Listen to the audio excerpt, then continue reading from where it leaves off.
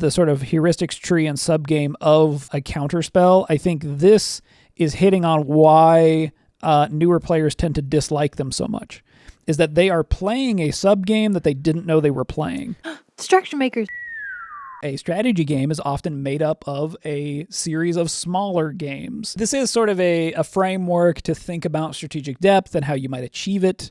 So let's talk a little bit about what a subgame is, and then we're going to walk through sort of how Magic uses subgames, and then we'll leave you some takeaways in terms of game design and or how to be better at playing Magic, because you'll understand it on a deeper level. Before we start talking about subgames, feel free to give us a little like and subscribe, maybe a comment down below. Also, if you're interested, we do have a Discord you can join. You can find a link to that in the description down below. And today's video is brought to you by... My game, Bullets and Teeth and Aliens, is live on Kickstarter now. It is a 2 to 5 player cooperative card game about blasting space bugs and getting paid. So if that sounds cool to you, you can find a link down below. Back to the video. The easiest way to sort of describe this sort of thinking framework is through the game Rock, Paper, Scissors. When you play just one game of Rock, Paper, Scissors, there isn't really any meaningful depth. But if we instead play best 2 out of 3, now we have sub-games, and if we play one game, we now both have a bit more information, and that might inform the second game that we play. That's just sort of the baseline example of what a subgame is. Figuring out exactly where subgames lie, right? In Rock, Paper, Scissors, it's just sort of like repeated multiple games in order to get some sort of information from your opponent that's going to carry forward into your future games to potentially give you an advantage or a better understanding of what they might do. And in a deeper strategy game sense, those subgames probably look different than just playing the main game multiple times. Something that we've been trying to sort of wrap our heads around a little bit is trying to not just necessarily define a game, because that can be a little whatever, as much as figure out like what parts are necessary for a game to exist. And in doing so, figuring out like, okay, well, what part then does a sub-game exist? Because if there is a sub-game, not just because it's in the name, but because it makes the most sense, there probably is some sort of a game existing within there. And so we've kind of come to the conclusion that generally it has a meaningful decision, uncertain outcome, and measurable results. And a subgame is being part of a secondary sort of element to a game that leads towards winning the totality of the game. If a subgame doesn't inform the main game in any meaningful way, it probably isn't a subgame that's worth having in the game at all, right? Like it's sort of like, let's say you're like playing Magic, and then suddenly during your turn you play Rock, Paper, Scissors. I think a lot of the unsets probably do a bunch of this stuff, right? Just because it's silly. But like that Rock, Paper, Scissors game doesn't have any bearing on the totality of the game at all. There's no decision where you're like, do I counterspell his Rock, Paper, Scissors? Right. And it's like, well, probably not. Probably not. Okay, so let's go through Magic's structure a bit, and we can kind of talk about each stage along the way and sort of how the next stage is sort of informed by the previous one. Okay, so in Magic, if we're looking at it in its totality, we zoom all the way out to tournaments. Within tournaments, we have individual matches. Within those matches, we have individual games. Within the individual games, we have turns. And then within the turns, we have individual cards or individual actions, essentially. Let's just focus on an individual game of Magic. And let's talk about the sub games that are within we'll say that's the main game. Generally, we've talked about like the strategy circle in the past, right? Where we've talked about strategy circle in a generalized sense, not just Magic, it being that you can win the game now, you win the game later, or you stop your opponent from winning the game. So that comes down to rush, econ, or defense is what we've kind of framed it as. And normally in a game of Magic, you sort of have a general idea of what you're trying to do. You're trying to do econ or rush, or you have a defense sort of strategy overall. And what we're talking about in subgames is that a lot of the times in these subgames, it can be individual turns. Sometimes it can be individual stack interactions with your opponent. You are usually making that decision on an individual basis leading up towards your full strategy. So if your strategy is generally rush, but it's your turn and there's a Birds of Paradise and you have a lightning bolt, you then can, instead of saying, oh, I'm just going to keep hitting face with the lightning bolt, you can make the decision to actually do more of a defensive, interactive strategy or tactical decision and enter into that sort of sub-game of your turn into the stack by hitting their bird with a lightning bolt instead. Because when you are zooming out far enough, that might actually be more beneficial to you to win the game that way, as opposed to just sticking with your overall strategy. Well, and if we're looking at sort of each individual action as how do I win this subgame? How do I win this action? Right. Yeah. And it's not it's more about how this outcome helps me win the game as a whole. Right. And it's not just winning or losing. Sometimes you can decide that it's actually more beneficial if I give this up at the moment. If I choose to lose this subgame to win future subgames, theoretically. Or am I baiting my opponent into thinking that I am losing this subgame, which I probably am, but in some way it benefits me greater later, right? That would be sort of the epitome of an economy choice. Right. But in the case of lightning bolt, we're looking at, okay, am I going to be using this lightning bolt as a rush strategy in terms of am I trying to win the game now, or am I using it as a defense strategy in terms of, okay, am I going to use this to stop my opponent from theoretically winning the game? That particular sub-game interaction can inform the game as a whole, right? Okay, if I make the right choice in this sub-game, that will put me closer to winning the game itself. Part of us framing sort of the totality of Magic in this way helps us to better understand what makes for more meaningful depth, and I guess partially what makes for an interesting sub-game. I think the stack is important here. Any individual sub-game of a particular card, like the way that game is played, includes the stack. Like we can't divorce the two. Well, right. And this is why, like, when there's untapped mana, right, you're essentially entering into the possibility space that your opponent could play any instant cast things or activate any abilities that are on their field. Right. But if there's tapped mana, the game is much different for you, right? Because at that point, you're not necessarily considering maybe what they're going to do on their turn. There's still the combat phase, and that's a possibility. But for the most part, you're considering, okay, well, what are they going to do after this? Right. What am I going to do on my turn that's going to move me forward, and what do I think they're going to do, and what should my reaction be? Entering into any sort of sub-game that a card creates, it's informed by the fact that the stack is utilized anytime that you're casting a spell. Right. And this is something that I think new players have a very difficult time sort of wrapping their head around in terms of like how it's nebulous, right? The stack is kind of invisible. This idea of first in, last out.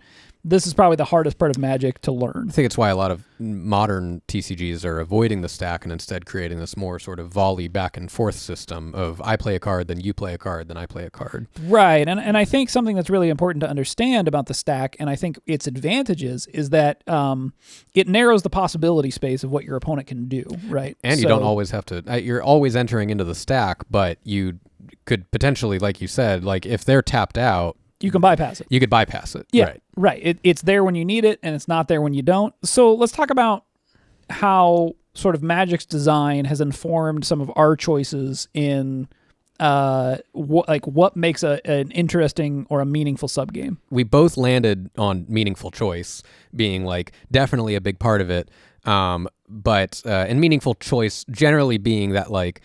One, whatever you decide ends up having some sort of an impact, moving you towards the game in some way or impacting the game in some way, usually falling in line with the strategy circle. Moving you towards the end of the game. Right. Yeah. But generally, if you really want to just streamline it, it's essentially just having a this or that to choose from. Right. Is that if you do this, this happens. If you do that, this happens.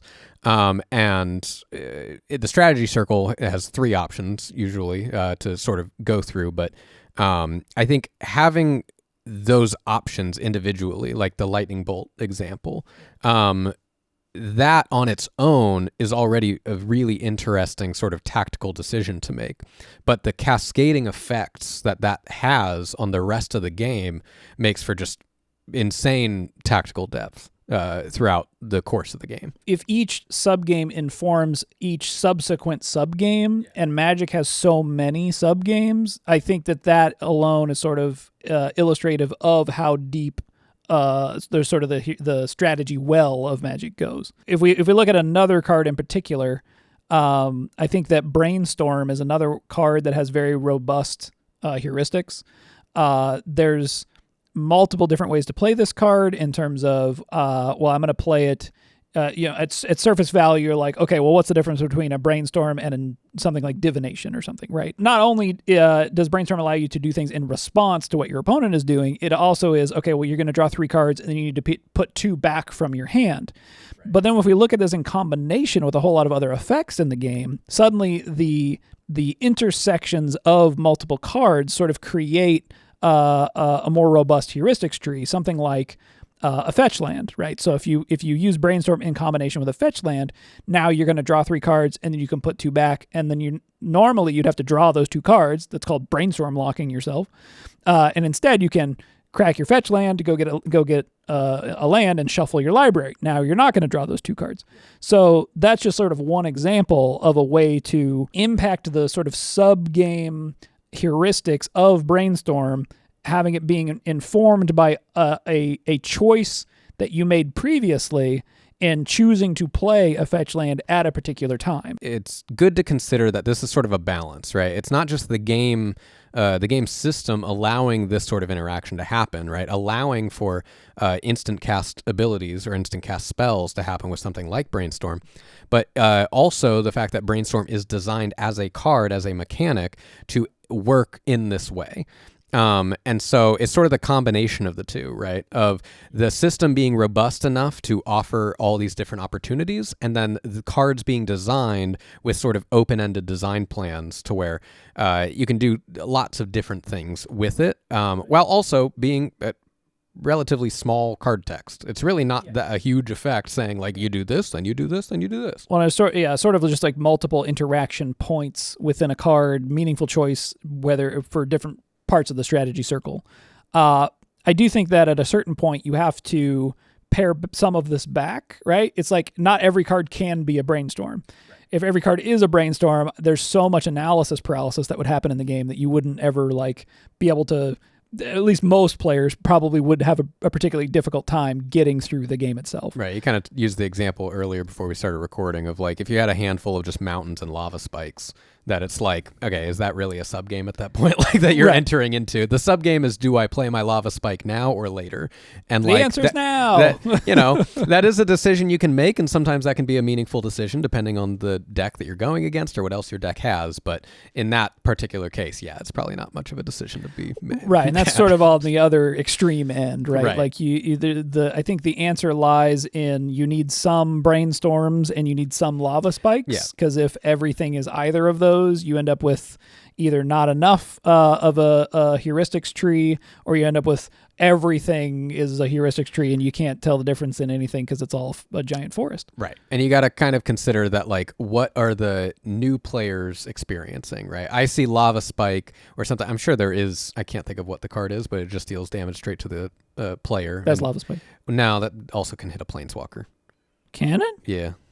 Well, I think anything that targets a player can hit a Planeswalker too.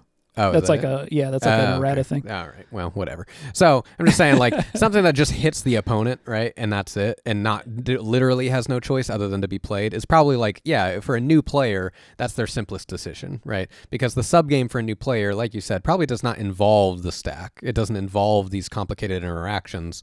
It's just, what am I doing on my turn? What's my opponent doing on their turn? And then the sort of mastery of Magic system reveals itself over time. So another thing to think about in terms of like systems design is that you part of what Magic does so well is build these moments where the possibility space is very narrow, in that, okay, my opponent doesn't have any untapped mana, so I can just look at what they have on board and I can understand that information in its totality, and then I can more easily make decisions based on what I want to then play. When you get into legacy formats and things, you have things like Force of Will. It's one reason why like free spells are particularly pernicious in Magic. That's hand traps in Yu-Gi-Oh! Yeah. This feels like something that maybe gets missed in a game that sort of has the stack all the time, in terms of like, I play something, you play something, back and forth. Is that that possibility space is harder to get to the narrowest point, so that you feel like you have full autonomy. And I think having that contrast helps a lot. This is something I noticed when I was playing through Altered and kind of looking at its system, and something I didn't really quite pinpoint, because I've played other sort of volley style games before, but I don't think Altered like made it really prevalent. I think it was always kind of a part of like Artifact and these other games, but there is something about the asymmetry of subgames, and that like you're sort of setting the turn up for another player and how they're going to interact with it, and it adds a lot of variance too, in that like sometimes if your opponent's completely tapped out, that's different than if every turn they always had all their mana, right? Like if sometimes they could have some mana available and it's different amounts, it really sort of creates this level of uncertainty like we talked about that I think is important for most games to have, to make it feel like there is this sort of uncertain outcome of the possibilities based off of like what you're going to play and what your opponent might do. All right, design takeaways. I think the biggest one for me is that designing your subgames is just as important as designing the like sort of totality of your game. People assume that individual sort of actions are kind of like just something that needs to be gone through to get to the end result, rather than like each subgame along the way informing the sort of game in its totality. There is this really careful balance that I think has to be made when designing a game. I think Magic does it really well, very subtly at that like having this sort of low level of complexity based off of your subgame, and how as you're entering into the stack, a lot of the times there's so many small nuances that I think a lot of players just really miss. Or don't even really consider like how well the game is teaching you these things. I think about like, if the fact that a player has, let's say, I don't know, 4 untapped blue mana or something like that, right? And I have my turn full of spells, and I have to try and consider like, okay, well, I know they could counter 2 of my things if they want to do that, but they could also bounce one of my creatures back. They could counter and then bounce. They could bounce 2 of my creatures back. And I then could maybe have to bait out one of their counter spells, right? Maybe I want to try and threaten to kill one of their things that I think they want. But really what I want to do is try and hit their face with something bigger or something like that. And like these sort of decisions that are made, it's like there's a lot there, right? But overall, when you're really thinking what I'm trying to do, I'm just thinking about 2 cards I'm trying to play and how I'm going to play them. And I'm thinking about what cards they can play. And like it really streamlines a lot of that complexity down and just gets straight to that kernel of depth for the majority of like what the game is going to end up being. Right, and that's kind of what I mean with like, if you're designing your game sort of in this simple to learn, difficult to master kind of way, as, we all want to do that, right? I heard that in a GDC talk. Right, yeah, but I think part of what that means is that understanding your choices within a subgame, but then having multiple subgames is really how I think you get that feeling of, oh, I understand what I'm doing. Oh, but now this subgame informs the next one, informs the next one, informs the next one, that eventually reaches a totality of the game. And losing or winning any individual subgame should not be the totality of the game. And I think that's part of also like a game feeling like it has sort of reached its logical conclusion, instead of sort of subverting and having players feel like they didn't get the game in its totality, right? Like one turn kill combos tend to feel that way because it's basically like, oh, I thought we had more sub games to go. Yeah. We didn't. I thought we were going to uncover more of this, and we were going to have more opportunities to kind of react. Yeah. And I think counterspells in that way, the sort of heuristics tree and sub game of a counterspell, I think this is hitting on why newer players tend to dislike them so much.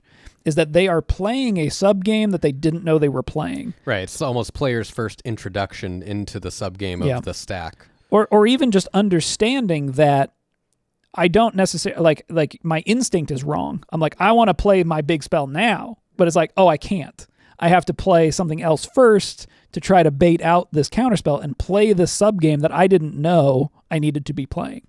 Because the game itself doesn't, it's hidden information, right? It's in your opponent's hand. I think that subgames in general act as a good measure in terms of like the breadth of the strategic depth in your game. We talked at the beginning here about how, rock, paper, scissors versus rock, paper, scissors, best 2 out of 3, and how just adding in best 2 out of 3 means that now you have some amount of information that is informing the later games of rock, paper, scissors. Finding where that balance is for your audience is obviously important. Like if you're making a Magic equivalent, or you're making something smaller, the robustness of the heuristics trees in the subgames matter immensely, and how many subgames you're playing to reach the totality of the game, I think, is really a good measure in terms of what kind of a game you're making for your audience. Yeah.